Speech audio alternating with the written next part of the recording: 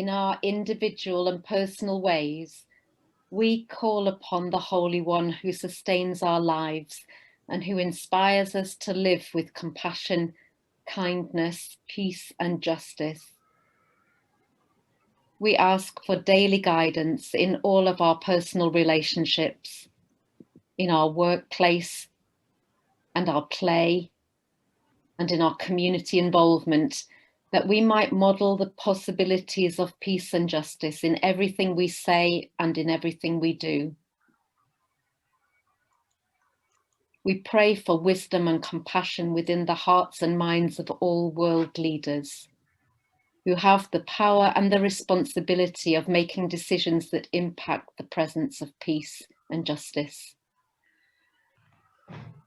And we pray for courage, dedication, and integrity within the spirit of all who work for peace around the world. We pray also for all those who harbour thoughts and feelings of hatred, violence, and greed in their hearts and minds, that their hearts and minds and souls will be transformed into your likeness of compassion, kindness, and justice. We're thankful for your presence within our lives and ask for your blessing as we try to live peaceful lives and seek ways for all of us to live in harmony, peace, and justice. Amen. Amen. Amen. I say. Amen.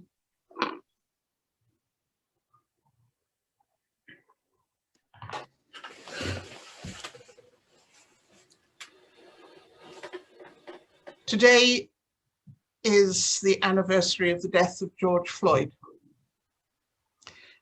We as a group have set ourselves the challenge of personal change and looking at stimulating change in our churches, in our organizations. We're about to hear from Warren Elf. What is happening within the Jewish tradition in Britain? Warren. Thank you, and good to see you all this evening and be with you all. Originally, I thought that there probably wouldn't be too much for me to be talking about at this stage in the Jewish community and what's going on, although I'm very aware that when we started our series of workshops back in January, one of the things I said was that I was frustrated, annoyed, felt there was a lot to do about the way Black people were welcomed into Jewish communities and some of the prejudice, discrimination that they came up against. I was trying to find earlier today an article I saved from the Jewish News, which is one of the London Jewish papers, where they interviewed 4 people who are members of the Black community or mixed race, and I think it was 2 of each, about their experiences when they came along to a Jewish community or part of their Jewish community, and the discrimination they felt and they experienced, which is disheartening, sickening even at times when, you know, I think of the communities and the way we're supposed to be welcoming people. When one of the 4, I want to say as well, actually lives in Southend, not far from one of the 2 synagogues I work with, although she'd never tried coming to our synagogue, but we have had a few conversations and she has attended some of our online services since as well. I hope we can actually welcome her into the community when we open up in a few weeks' time, because we still haven't opened up after the lockdown yet. But I was very encouraged that the Jewish community felt there needed to be a Jewish response, or a Jewish community's response to the murder of George Floyd. And they set up a working group, a commission in some ways, to actually explore racism within the Jewish community and what we needed to do to overcome it. And one of the things or the main thing that came out of it really, and I will actually share my screen with you so you can see, was this report from the Commission on Racial Inclusivity in the Jewish Community, a report by Stephen Bush. And encouragingly, but also worryingly as well, it came up with 119 recommendations. The Board of Deputies is, I'll stop sharing a minute. The Board of Deputies is the group within that represents Jews in this country. Not so much religiously, but I suppose maybe politically and in a cultural, communal, social way. So that if there's, I suppose, anti-Semitism, if there are things where Jewish voices felt to be needed on something, a whole variety of communal matters, the Board of Deputies will be the representative group. And they encourage every synagogue, every synagogal organization, every other Jewish organization in the country to actually be members of the Board of Deputies. And that works quite well. Dare I suggest some of its meetings are incredibly boring, but don't tell them I said that. But that's political meetings for you and that sort of thing. But it was exciting in some ways. I think exciting is probably an appropriate word, that they wanted to grapple with the issue of racism in the Jewish community, partly on the back of the murder of George Floyd, but recognizing that something needed to be done and some of the issues that were there. So they asked this guy, Stephen Bush. Stephen is Jewish, he's black, sort of mixed origin family. He is a journalist as well. So he was sort of known by some people in the Jewish community. As he says, when he's been talking about it since, and I was privileged to hear him talk a few days after the report came out, and my synagogues were involved in another evening where he's talking about the report in about 2 weeks' time. He says he was worried at the time. He was excited to take on the project, but he was worried whether he was Jewish enough or whether he was black enough. And in some ways, I can fully understand what he means. There's often the question of the credentials and your credibility. And that's not just in the Jewish community. I think it goes for anywhere and everywhere where you're trying to do something. And he felt that, okay, everyone was reassuring him, yes, he is, for both counts and every other count as well. So he took it on board, and there were all sorts of bits of research that they did to, just to show you, all the areas that they looked at. So there's forward from the President of the Board of Deputies, Marie van der Zel, who I actually know, his introduction. Then they give a summary of the recommendations, which is always good to get at the start, because some people might not get to the end of the report. But then he talks about the approach, which I think is quite significant in itself. And having read that, there are, if I can find, there are a couple of things in there I will point out. They look at representation and leadership and media in the Jewish community. They then also look at, in part, oh, that was part 2. Part 3, hold on. I still haven't got the hang the scroll, so I have no idea how many times I've looked at this. But the next section was looking at creating welcoming communal spaces. And that goes for security at synagogues, conversion, people choosing to become Jewish, synagogues themselves, cultural spaces, Jewish shops and restaurants even, the youth organizations, synagogue youth organizations, Zionist, other Jewish youth organizations, and adult education and outreach as well. And they also look at schools further on policy as well. Training, policies and attitude they talk about, including the attitudes, accountability, social media, and then the last part is even looking at schools. So the introduction is very nice but boring. So that's Stephen Bush. As he says here, when they asked him to chair a commission on racial inclusivity in the Jewish community, he felt an equal parts thrilled, terrified, and overcome by the request. Was he black enough? Was he Jewish enough? Overall, he was convinced that without doubt, a worthwhile project, and he agreed to take it on. And he's so glad he did, and I'm so glad. I think most of us are very, very glad that he did, and are actually quite amazed with what he came up with. He spoke to all the different groups that were representative within the Jewish community. I'll explain Ashkenazi and Sephardi in a minute, but also Ethiopian Jewish communities, Jamaican Jews, all from around the world, various political views, the strictly Orthodox, Liberal, Central Orthodox, Reform, Masorti, and none of the above in terms of communal structures as well. And there are a few that don't fit into any of those labels. And there are lots of people, so-called witnesses, who gave evidence, raised questions, complaints. And I think it's incredibly heartwarming, I think I would say. I'm going to use exciting again, but heartwarming to see so much that came out of this.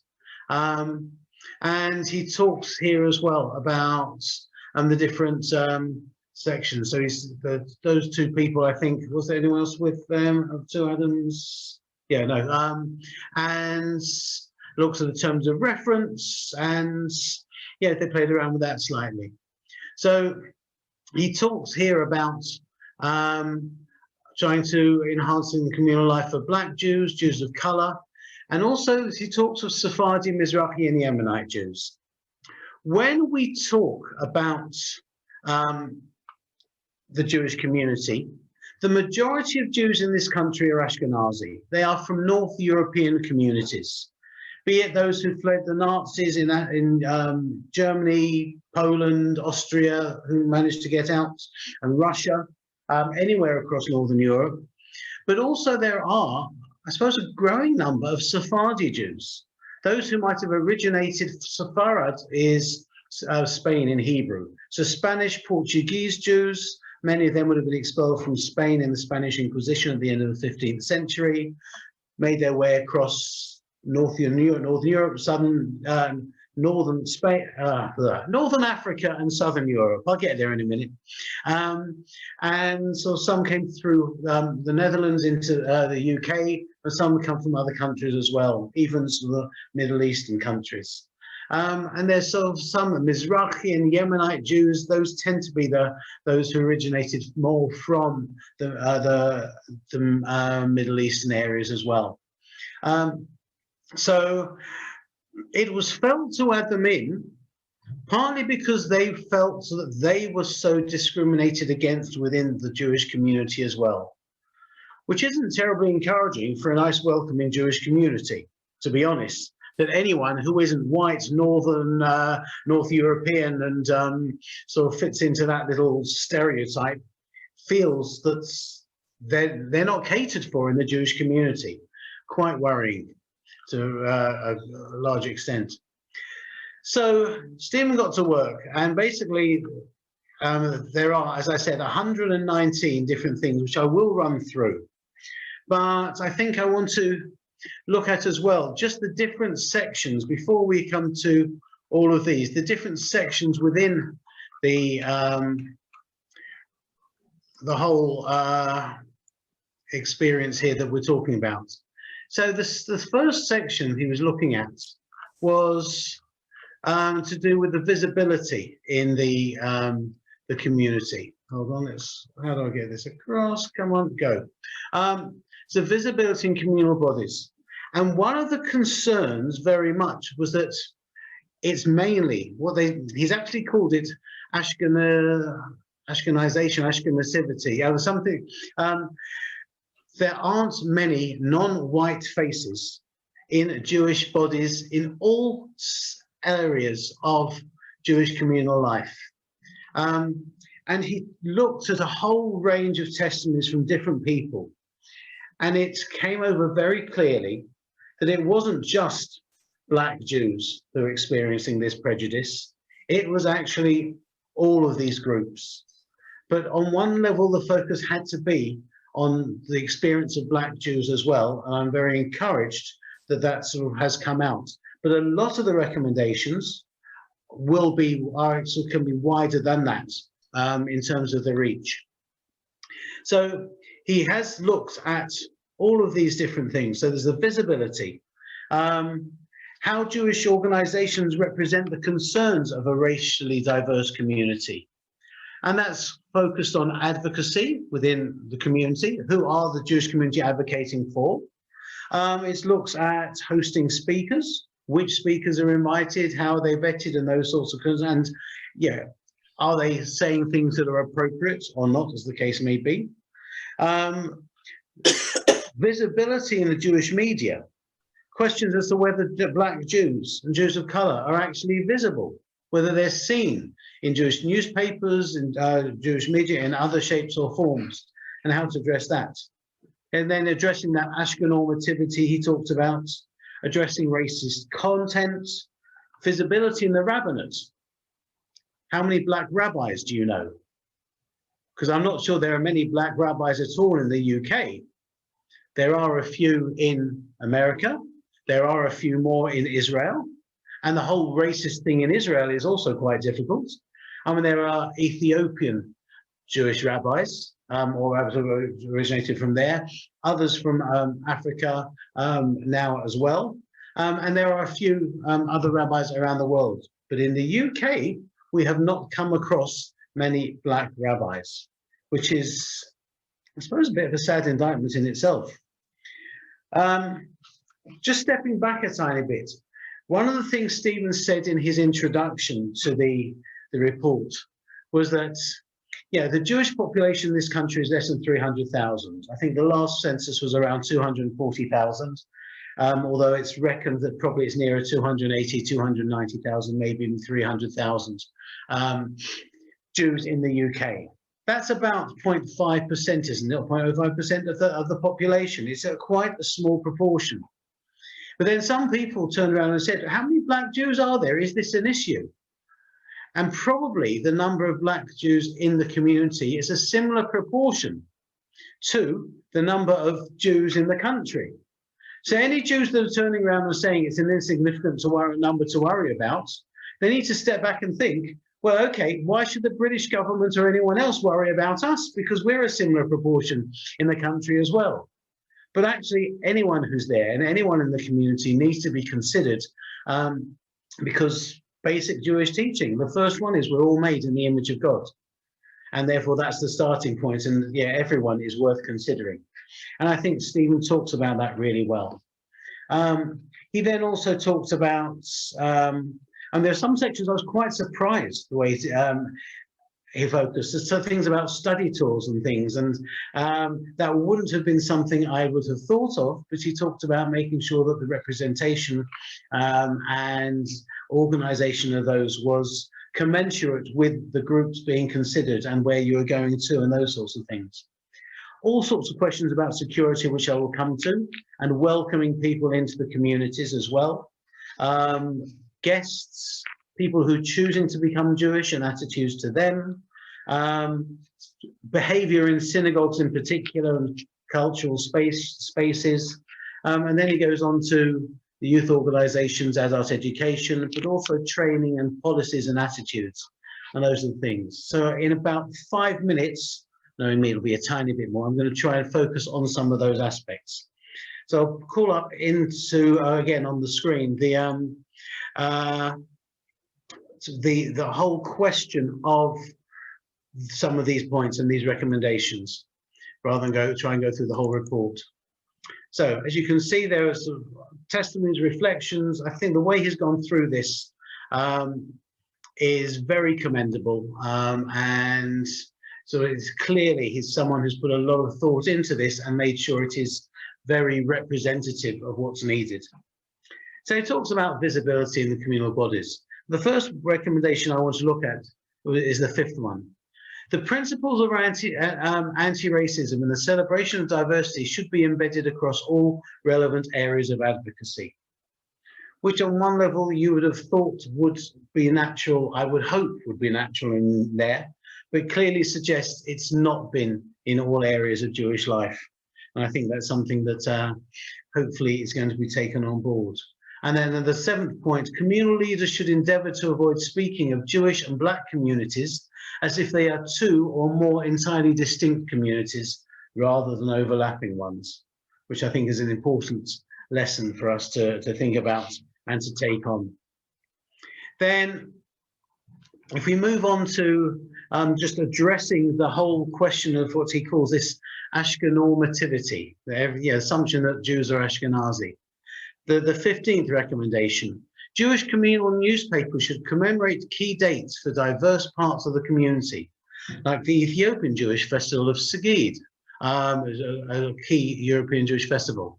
The date varies each year, or the official date to mark the departure and expulsion of Jews from Arab countries and Iran, which happened around the setting up of the State of Israel, and that's been fixed as the 30th of November, and it's only the last year or two that that's become a day that the Jewish community is more aware of. I look at the 16th point there as well.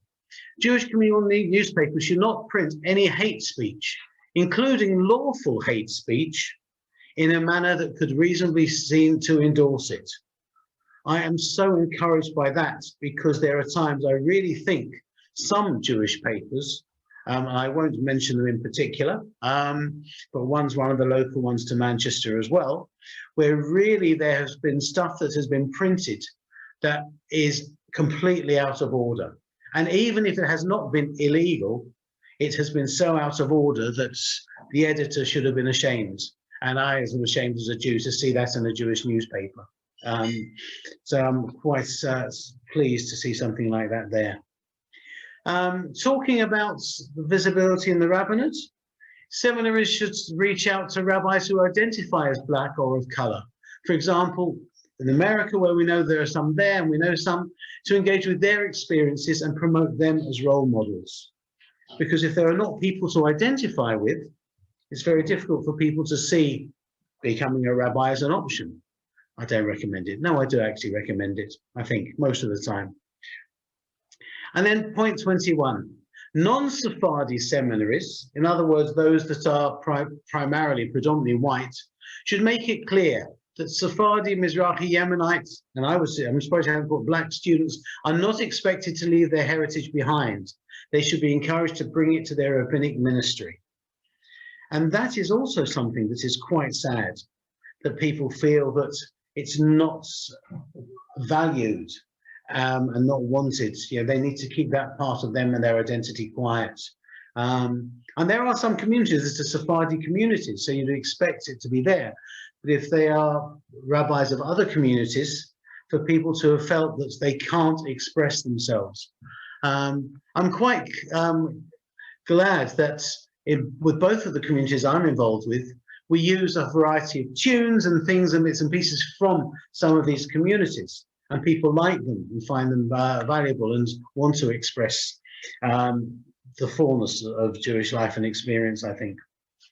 So jumping down to the creating welcoming spaces. So 31, I think, is the next one, which I need to move across to here.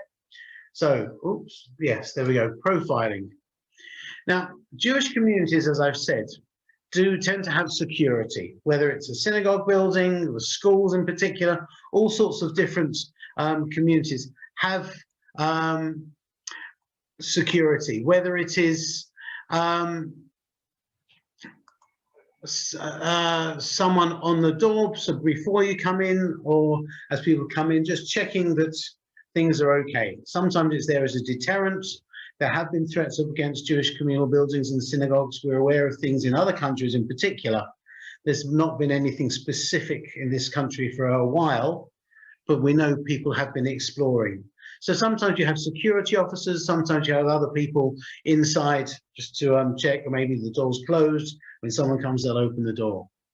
But it suggests that all organizations and other communal events should follow. Now, CST are the Community Security Trust that provide guidance and training for people who are on security.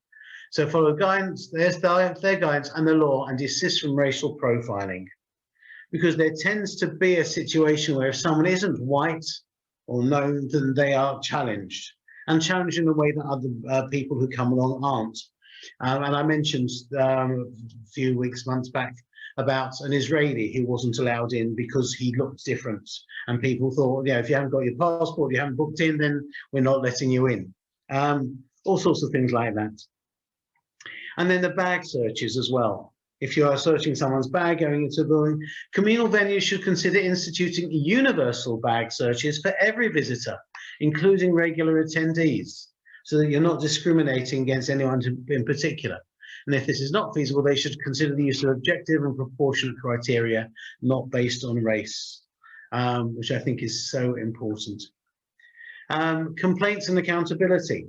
Very few synagogues, as far as I'm aware, or other communal organizations have had a complaints procedure. And he's recommending, as soon as is practicable, all communal organizations should have a complaints form that is easy to access and clearly signposted from the contact page of their website, as well as on a physical notice board. In today's world, you'd have thought that was obvious, but clearly it's something, and I think if each organization and community has that, it'll hopefully make them more aware as well of appropriate and inappropriate behavior. Greetings. It's suggesting here all visitors should be warmly greeted by security guards and volunteers, and this should be incorporated into the training. In circumstances where it's necessary to adopt a more neutral or challenging stance, security personnel should still act professionally towards everyone they encounter. And one of the things I've felt often with people who are on security, and it's not normally volunteers, is that they feel this is their role and they've got a bit of power. But actually, they are the first point of contact for people. They need to be welcoming. So he talks a tiny bit just in the next thing here about these welcoming committees as well. That all synagogues should aim to establish a welcoming committee which operates separately in addition to the security as soon as is practicable, and should be represented, and these groups should be represented on their synagogue councils and boards. And that synagogues should strengthen and clarify their procedures for welcoming new guests. Wouldn't that be obvious? Shouldn't that be obvious? And shouldn't that be part of what's going on? You welcome people as they walk in. Clearly, it's not been felt that way by everyone. And some communities I've seen, I can understand why as well. And he talks about as well that there should be a continuity of personnel. So if you have different volunteers on different weeks, you want some continuity. So if someone has come along one week, they're not going to be challenged by someone completely new the following week who's not seen them and not known them before, that sort of carries on in a way that's acceptable. And then there were questions here on conversion and attitudes to people choosing to be Jewish. And I was amazed by some of those things.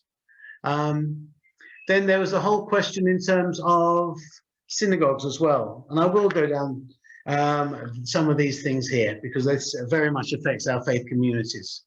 Behavior by other congregants.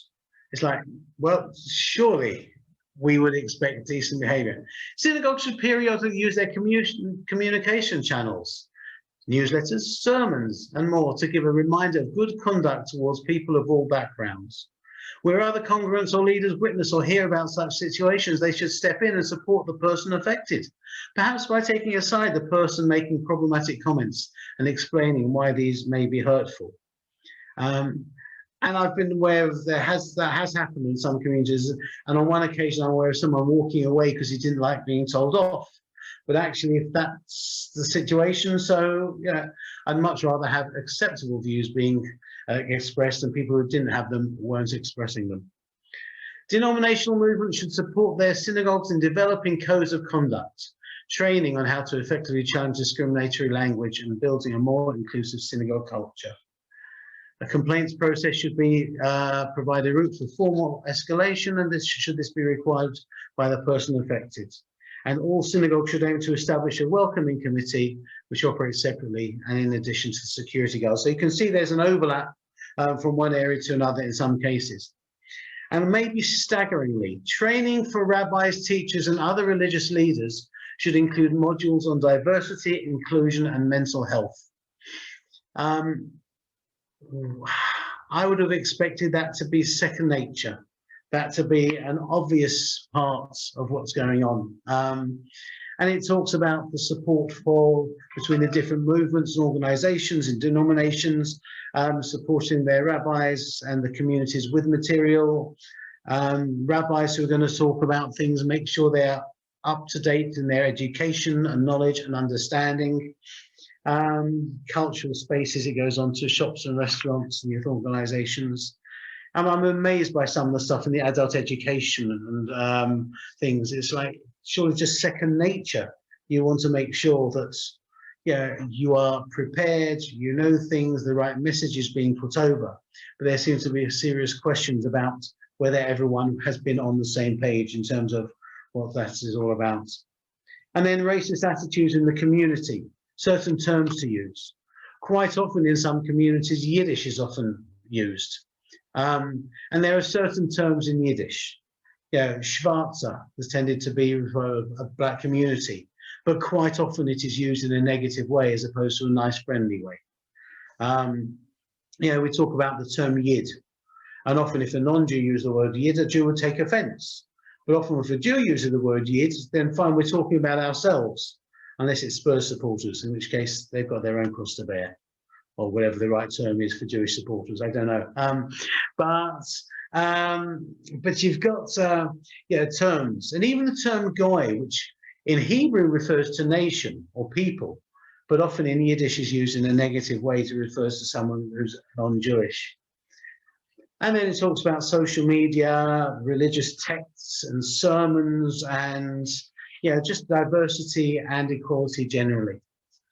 And I've suggested to both of my communities, and both have welcomed the view. I'm not sure everyone's going to turn up for them, but there are people who are happy to embrace this, look at this, and see how we can make sure it's implemented fully in our communities. And then we can hopefully move on and make sure that our communities are not just tolerant and warm and welcoming, but also anti-racist as well. Because that's my hope, and I think that's the hope for the Jewish community and the Board of Deputies, and certainly from Stephen Bush and the people who with him put on that commission put this report together. It's gone past, we're gone past. I've spoken too long. Should we just go into breakout groups? Do you want to say a word about breakout groups, Margaret? I will. Do you have any specific questions? No, I suppose looking at the things that you've seen there from that commission, are there any things that you think are applicable for you in your communities and that need to be taken on and could be universally applied elsewhere, not just to your community? Thank you. Thank you.